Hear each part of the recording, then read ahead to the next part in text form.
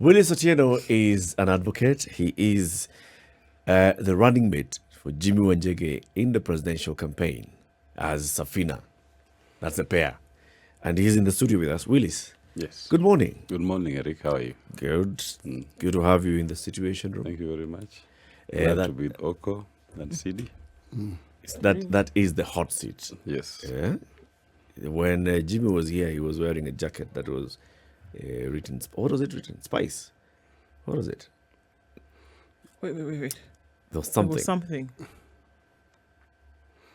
It will come. It will come. It'll come. We'll look Yeah. at the photos. Yeah. Yes. So you're not wearing that jacket. You you didn't get the brief. Agent, fearless. Fearless is a spirit. Yeah. It's in me. It's in you. Yes. It's So we just heard from the news here that you were in Siaya yesterday. Yes. Campaigning. You took your campaign to Siaya. I went to my home village for prayers, unveiling prayers. Then after that, we did a small rally, which we thought was small, but the people came in huge numbers. Then we went to Homa Bay. I also did a very big rally at the Oyugis bus park. And the reception was electric. So in one day, we managed to cover 2 counties in Siaya, in Nyanza, that is Siaya County, and Homa Bay County. When you say electric, big rally, what do you mean? What do you use to measure that? The numbers were, even if you look at the pictures, people couldn't even allow us to leave, like in Homa Bay in particular. We were having a fight with the pilot that it's time to leave, but the people are like, no, we want to hear some more. There's still 2 more places to go to. And they were just tasked by the people to listen to our message. And that was very encouraging. Being my debut in the region as a political player. It's your first time in politics? It's my first time in frontal politics. Right. In 2017, I was Raila Odinga's campaign manager. I was also his lawyer. And I was the secretary of the NASA summit, so to speak. So I've played a role in politics, but has been more providing the technical support in the background. But now it's my first time to put myself foot forward to play a front role. Why was there the need to go home and pray to open all of this? You know, where I come from, they say everything starts with prayer. And even the sermon that the vicar gave us yesterday was that you first pray, then you plan, then you pray. So we found it very in sync that I chose to go home to pray. Then we come back to plan, then we go back and pray, then we go implement the plans. So I feel that a journey like this is a journey of faith, and you must be spiritually in sync with your maker. And you must also get the blessings. My parents are in the village, and I think it would have been a disservice to bring them all the way to Nairobi to pray with me. It's easier for me to go to the village and pray with them. Yes, because of the conveniences and the challenges of transporting old people to the city, and then essentially just moving them away from what they've perceived as their comfort zone. Yes. Okay. So what's the plan? Now that you have prayed, Yes. what's the plan? The next step now is for us to get the IEBC clearance. Today we're having a candidates briefing with the commission. Then from 28th of May to 6th of June, there'll be the formal nomination of candidates. After that, we will now hit the ground running. And I can tell you, we know the formula of winning this election. This election will go to a runoff, and our campaign will be in that runoff, and we will win in that second round of the elections. You seem cocksure of this. 100%. 100%. We've done the math. We have analyzed the voters. And if you just do a scratch of the history of our country and how people vote, it answers that question. That this is not a first one round election. We've never had a runoff.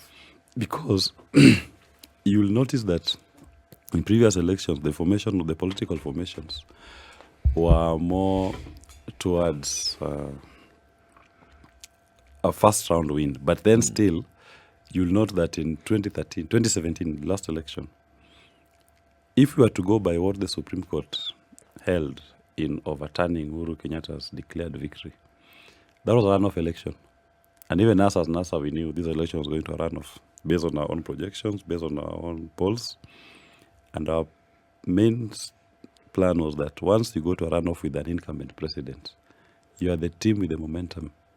The rest of the country will rally behind you and you will win it in the runoff. But of course, they manipulate the results, and the Supreme Court vindicated it. The 1.4 million margin of victory that the IBC used to declare Uhuru Kenyatta, that was pure hogwash.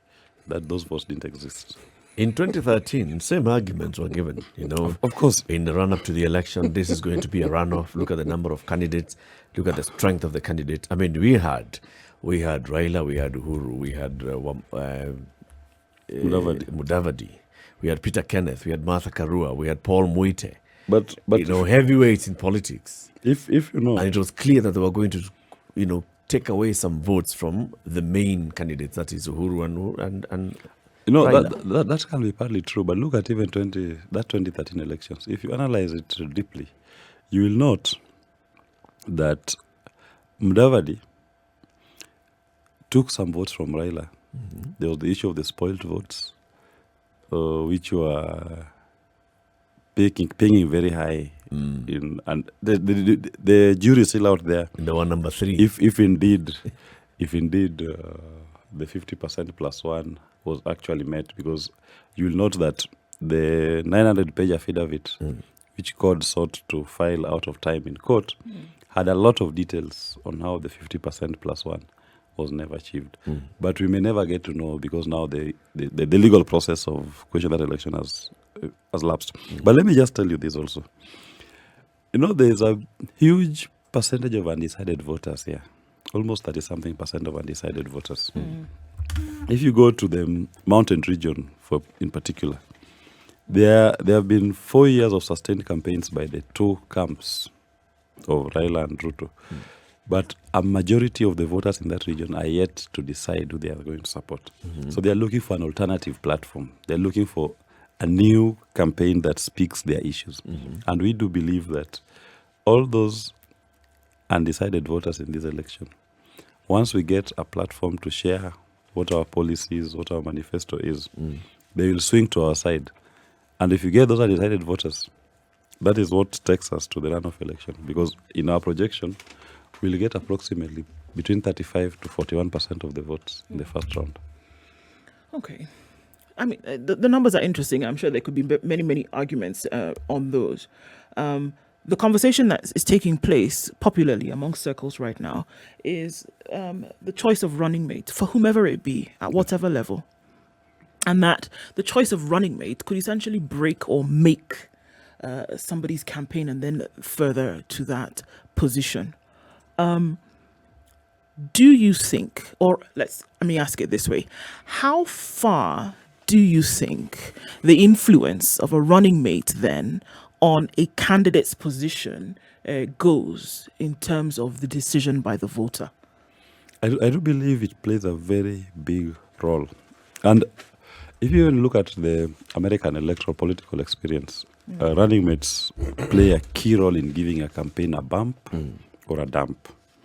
If you take the three candidates in this election, main candidates in this election, the choice of Rigathi Gachagua in a way has given William Ruto a dump. The choice of Martha Karua has given Raila Odinga a slight bump, gotten some momentum. The choice of WILLIS OTIENO by Jimi Wanjigi has given Jimi Wanjigi a bump to the extent that... I wouldn't expect you to say it was slight or dump. I mean... Oh, no. No, I mean... Go on. Yeah. No, you see, because if you look at it, the kind of... Now we can easily go and campaign in Kisumu, and the youth are seeing their face. For the first time, you're talking about a serious candidate having somebody who's less than 40 years old in the campaign on the ticket, presidential ticket. I mean, a potential president, so to speak. Because your choice of deputy must address the question of, this is a person who potentially should also be presidential. She will have the ideas that are necessary to transform this country. And now we are giving an awakening. And that is going to be my pitch on the trail. We are giving a reawakening to our young people that it is not our fault to constantly play second fiddle. We can actually be admitted to the table. Now we are the table. And that is a huge constituency of undecided voters. I'm sure even if you ask in the newsroom today, your colleagues, many of them will tell you they're undecided.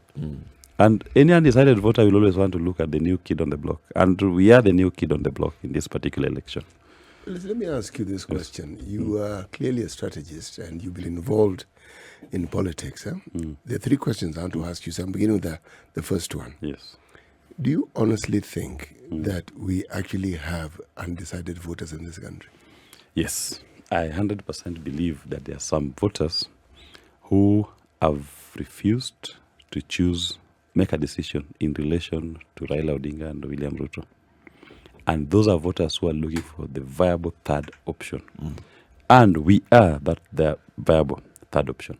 So that's why I say, whoever may be an undecided voter, they'll easily find home in the Jimi WILLIS campaign. So as far as you're concerned, if voters are undecided, it means what they see on offer doesn't please them.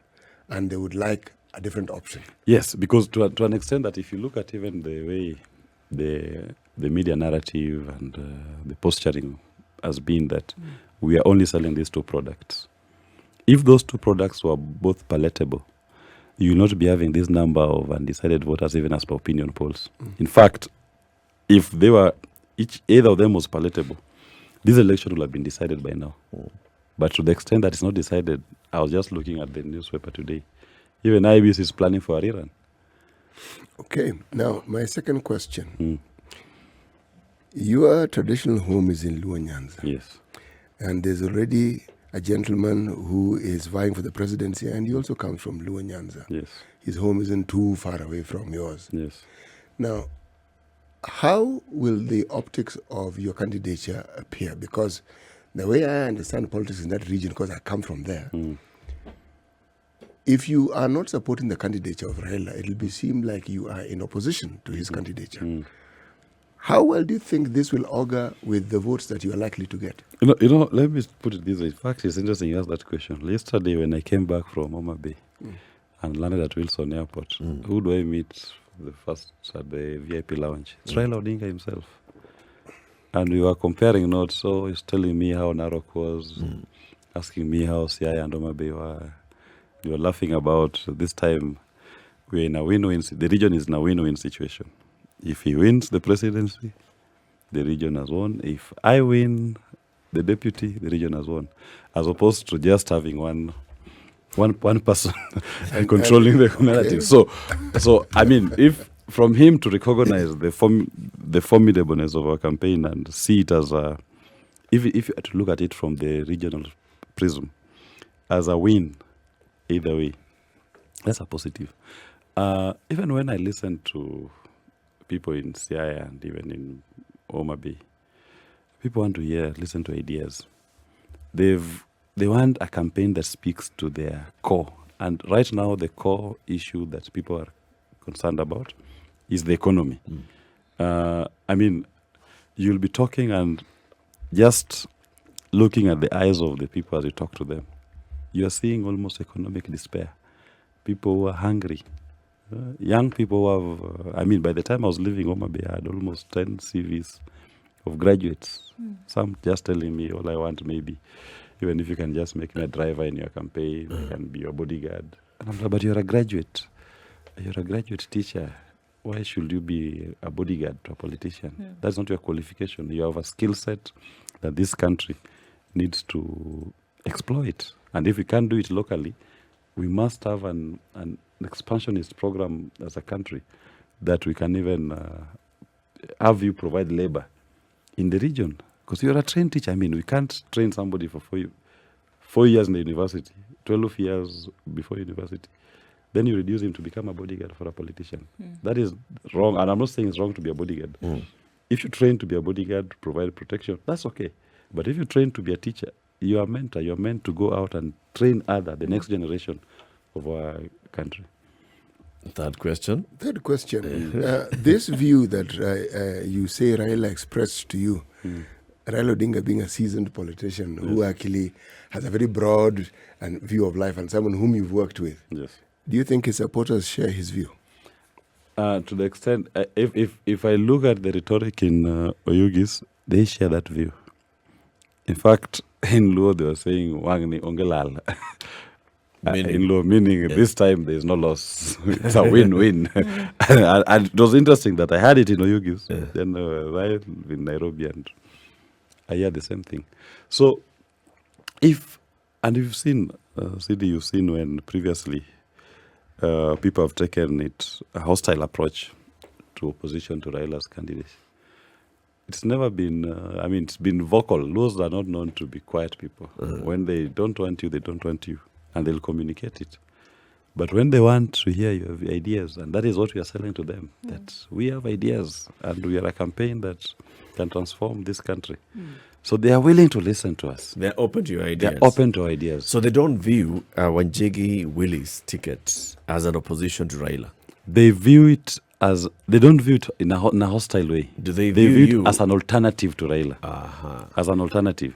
So that if either of us won, if Raila wins, they're okay with it. If we win, we're okay with it. So that I'll say we have supporters and sympathizers both for Raila and for our campaign. Do you think, Willis, that this is reflective of some other conversation that we've had where people think that the Jimi Wanjigi ticket is Raila's proxy? No, it's not. So maybe even the supporters of Raila on the ground are just looking at it. We are not losing anything. This is our guy. Anyway. No.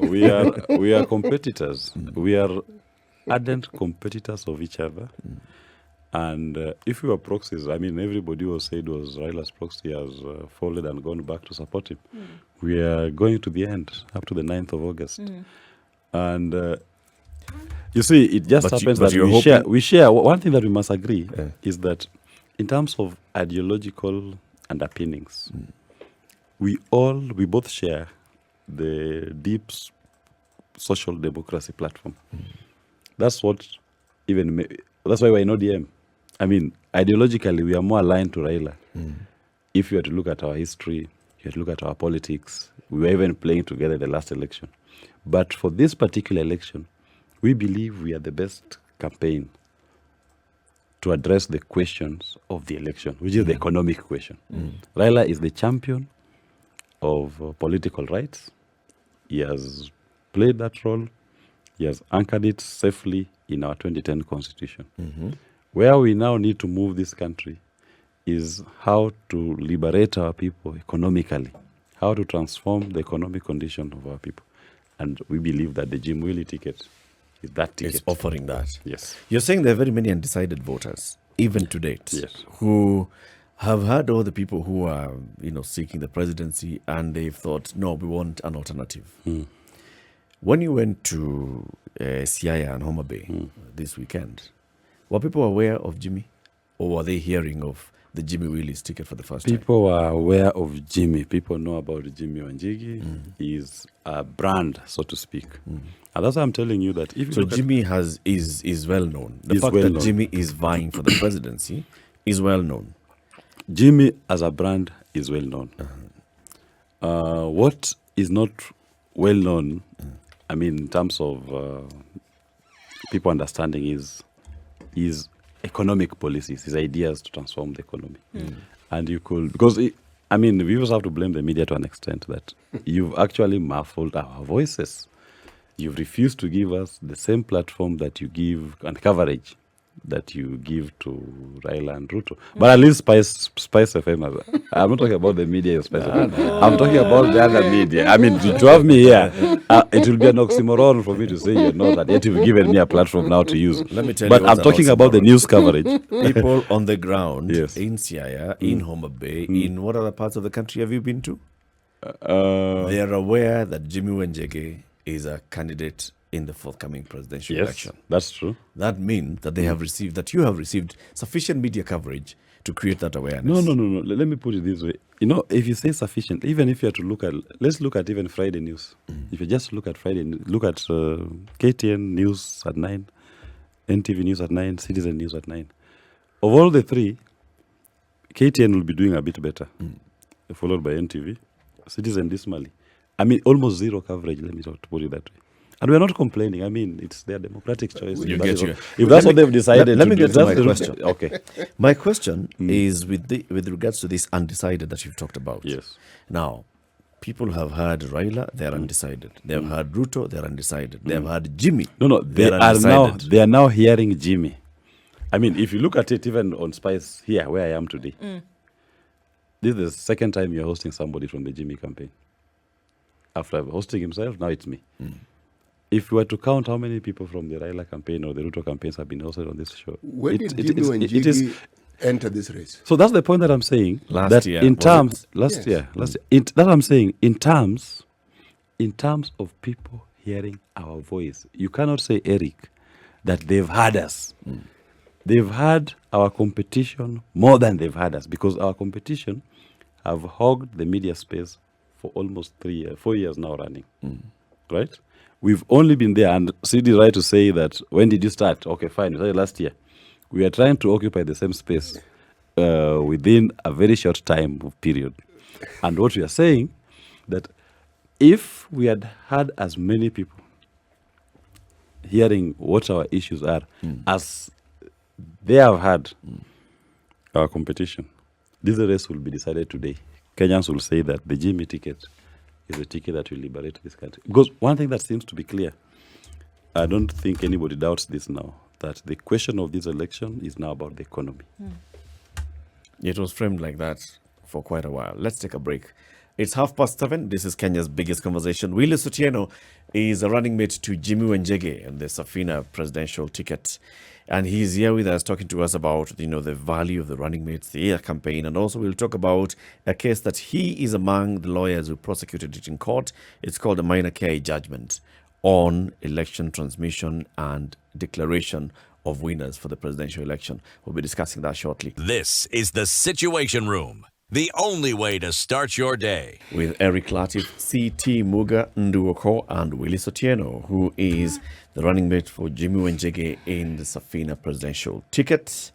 And we're talking about very many things, including the Jimi Wanjigi campaign and also the preparation for this year's general election. So, WILLIS, you're among the lawyers who were in court in this particular case, which was filed by Maina Kiai, Khalif Khalifa, Tirop Kitur, and others. And this was with regards to transmission of election results in Kenya. Yeah. What was the matter that you took to court? The main issue in that case was that in 2013, you will note that at some point when the IBC was transmitting the election results, that system in a way collapsed. And when the system came back, it was just a rush to tell us what the results are.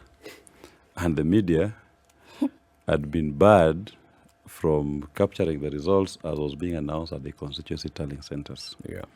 So we went to the Constitution to just now read properly. What is it that why should I vote in my local primary school?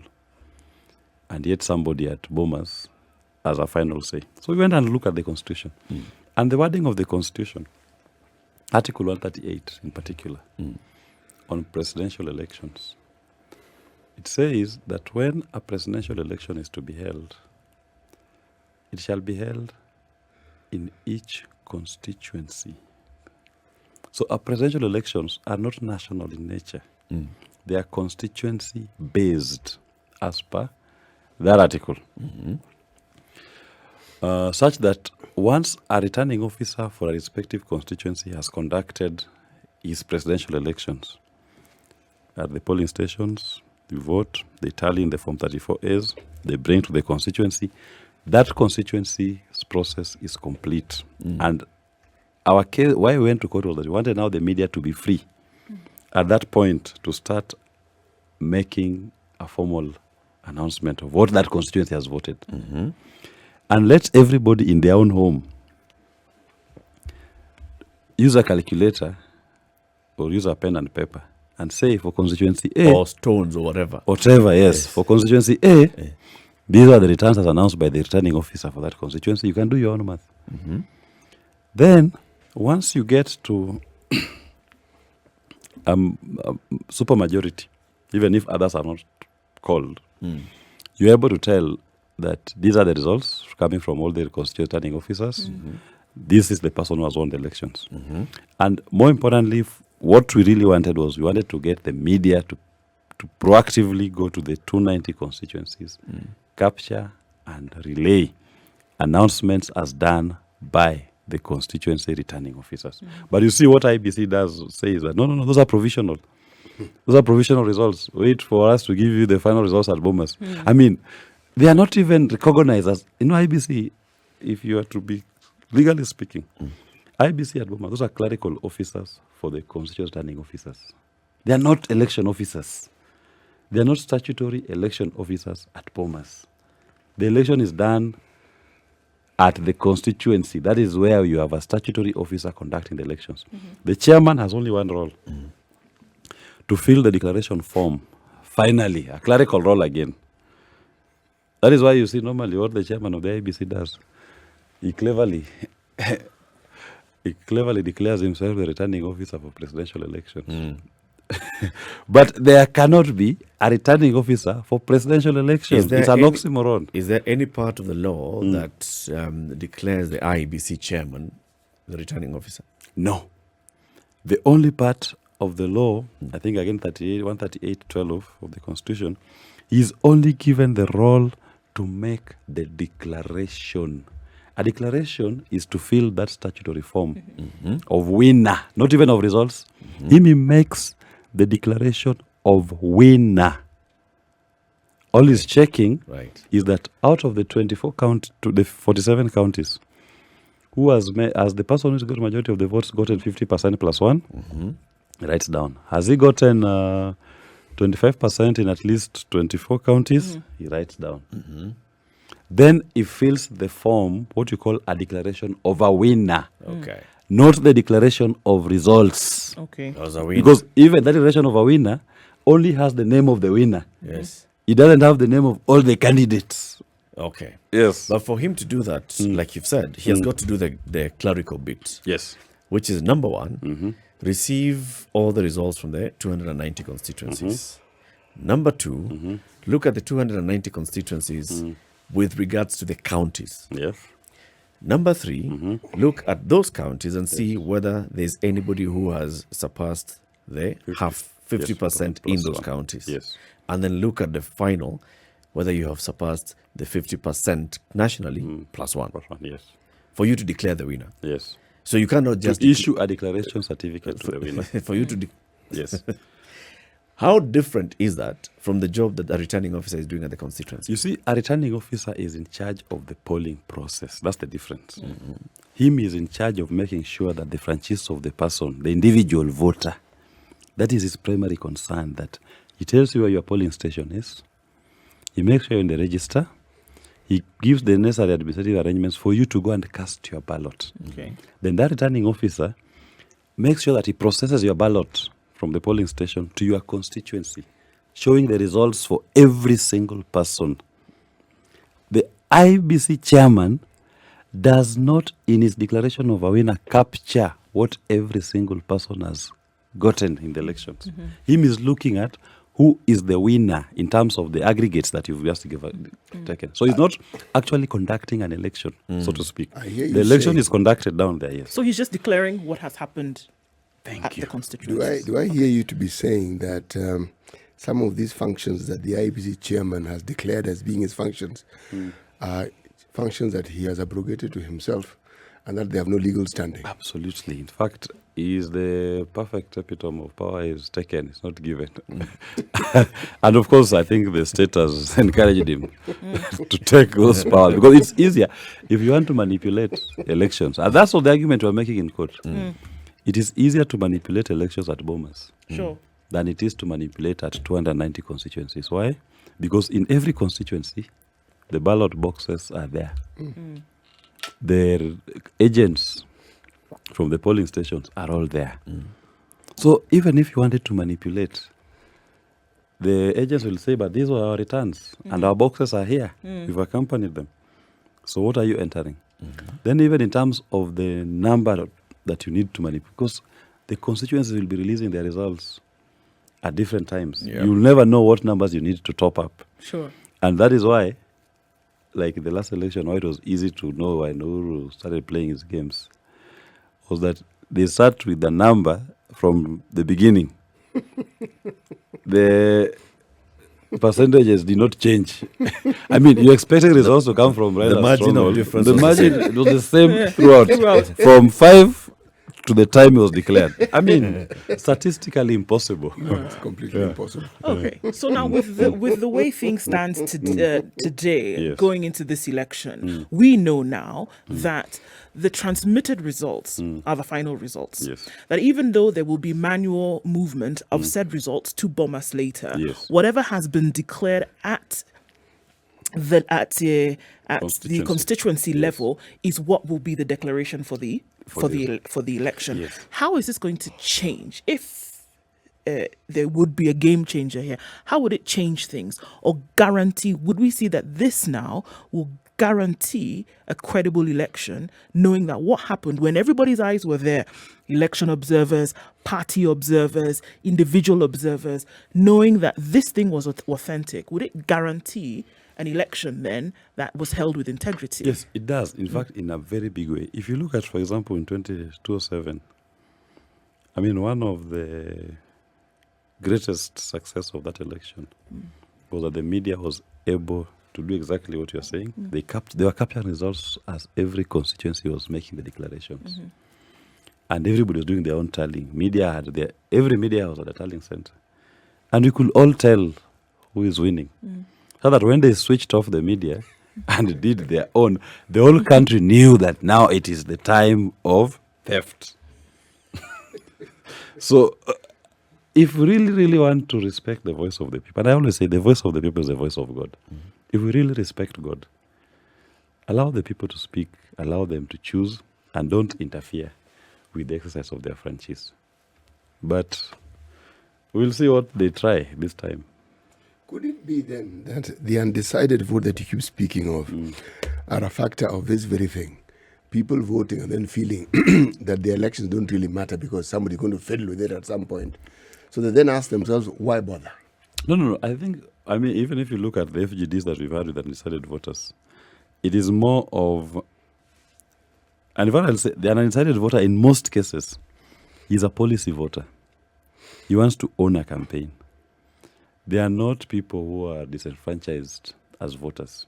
They're just feeling that the political options they have is not representing their interests. And they want to hear a campaign that speaks to their main issues. And those main issues at this point is the economy. But one interesting thing I must point out is that Kenyans are very learned people. They're very intelligent. They know when you are giving them political rhetoric and when you are giving them concise, workable policy proposals. That is why when people make the other campaigns have made their proposals, which are about distribution of the cake, and as we talk about production of the cake, we are going to bake a bigger cake for everybody. Kenyans are actually in sync with that kind of a conversation because they start asking you when you say you are going to pay us 6,000. Where will it come from? Our problem is not distribution. When you say you are going to give Boda 10 billion, what is that? Are you trying to tell us that my effort is to forever be a Boda? I should not aim high. But as we come and say, no, our campaign is about production. We want to create an environment that the human being is not limited. When you are fearless, you are limitless. And you must operate in an environment that you achieve your ultimate potential. And a government that provides that platform. And when we say, for example, that look at our young people, all they need is opportunities, and opportunities within and without.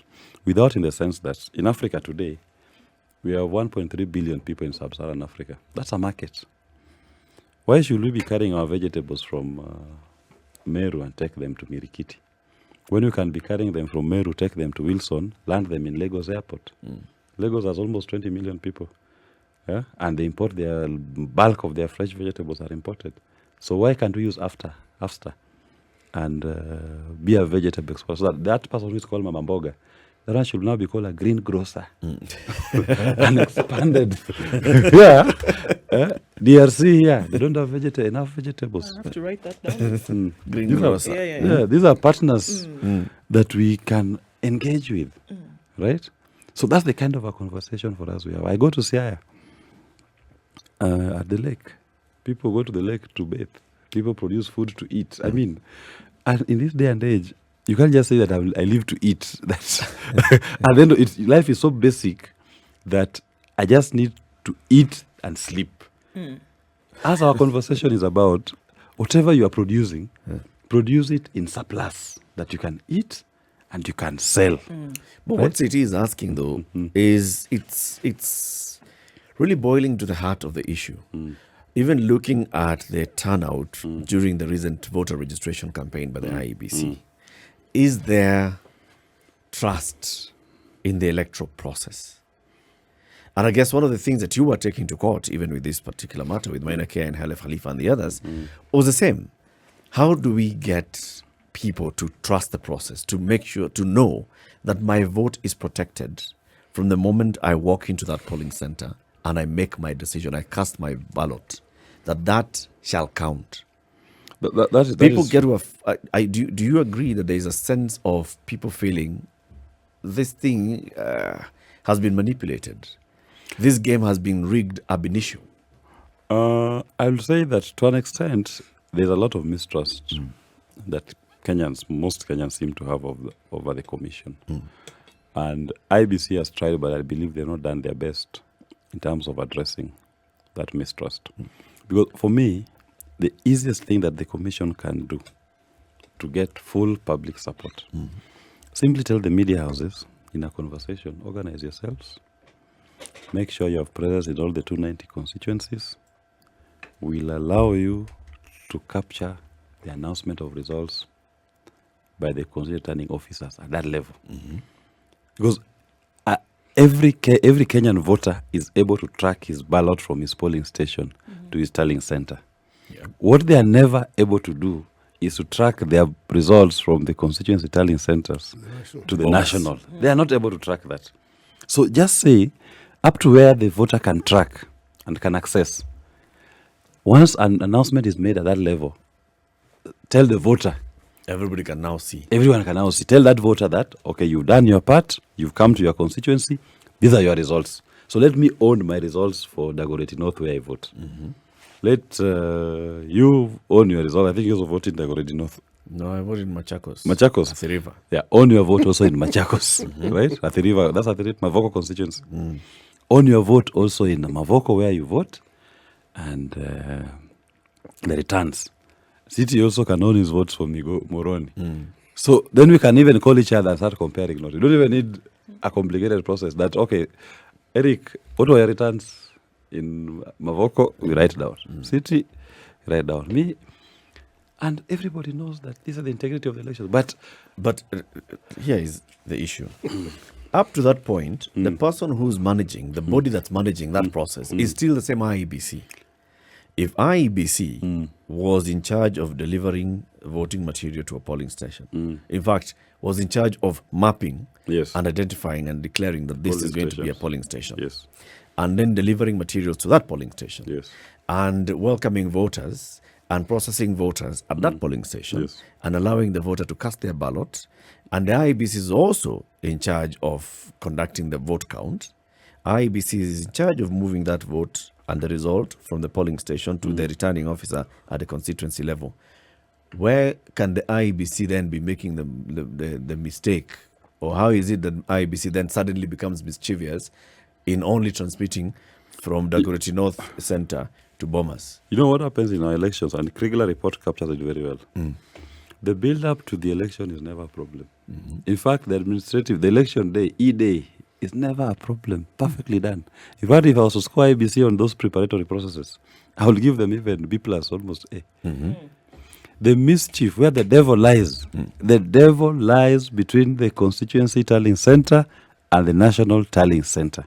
If you remove the national tallying center in our election cycle, I assure you, everybody will want to become the chairman of IBC because it will be The easiest job. the easiest job to do.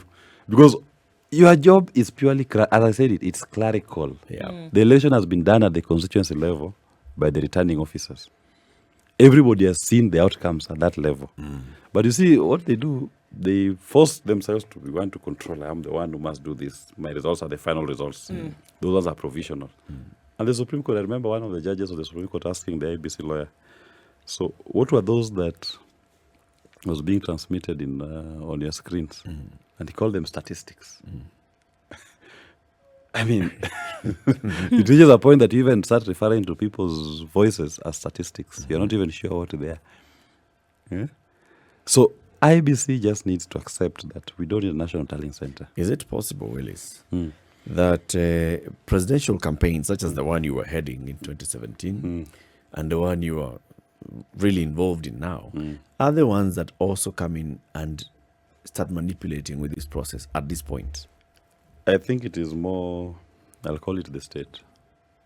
The manipulation is done by those who control the instruments of power at the state. And IBC maybe is captured, or they've allowed them the infrastructure to be used by some players in the state to manipulate the results as cast in the polling stations. Yeah, that's the truth. So it's state capture. It is state capture of the And those commission. who are not in the state but have been in the state before now find themselves out and they're not able to manipulate. No, you see what happens is this. Politicians, the state, and all major players in the society will want to play some role in controlling the outcome of an election. People want to stifle the voice of the people. And IBC is an easy prey to their state, especially when you have a commission that has an appetite to be centralized and operate outside the parameters provided in the Constitution. That why should we have a national... And I keep asking them, why do you need this national tallying center? It's not necessary. Let these people who want to capture you go and capture the arrows in the 290 constituencies. Because when they go there, they'll meet the people. They'll meet the people waiting for them with their ballot boxes. Well, it's something I'd like to ask you. You mentioned the non-participation or non-adequate participation of the media in your campaigns. Yes. In an ideal situation, what would you like to see the media doing? What would they do for you to consider the participation as being adequate? What we're asking for, we are not asking for preferential treatment as a campaign. We're only asking for equity and fairness in terms of coverage. And more so, the non-news, let me talk about the news, the evening news, for example. What do you call that? The Bulletins. The bulletins. The bulletins. It's more the bulletins, actually, that I will have an issue with that. The bulletins should be fair and give an equal platform to every political campaign, and more so one that is attracting national attention. Once we get to that stage, the bulletins need to be, actually it's the bulletins, let me not say even the media, let me say the bulletins need to be fair.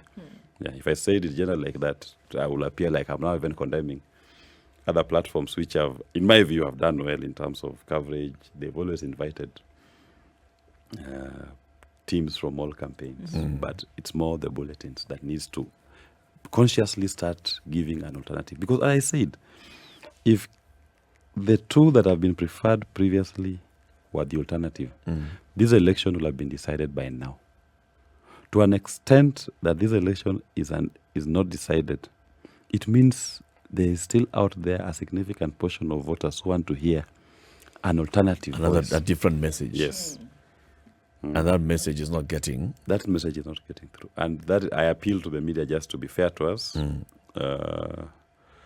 Just let people listen to what we are saying. If our message is not resonating, they will see the results in the coverage themselves. I mean, they'll get the feedback from the listeners. From the people themselves. Yes. Willis, we thank you very much for joining us. Thank you for coming through. Thank you for telling us about your campaign. And thank you for educating us on this KI judgment. Thank you very It's much a for big hosting me. Thank you very much. Willis Otieno is the running mate to Jimi Wanjigi in the Safina presidential ticket. He says that they are out there. They are the alternative voice to the other two big voices that you've been hearing. They are going for a runoff in this election. And he says Once there's a runoff, they're winning. Yeah? Yes, After the runoff, you're winning. we are winning. Abbas. We are in the runoff, we win the elections. Okay. Yes.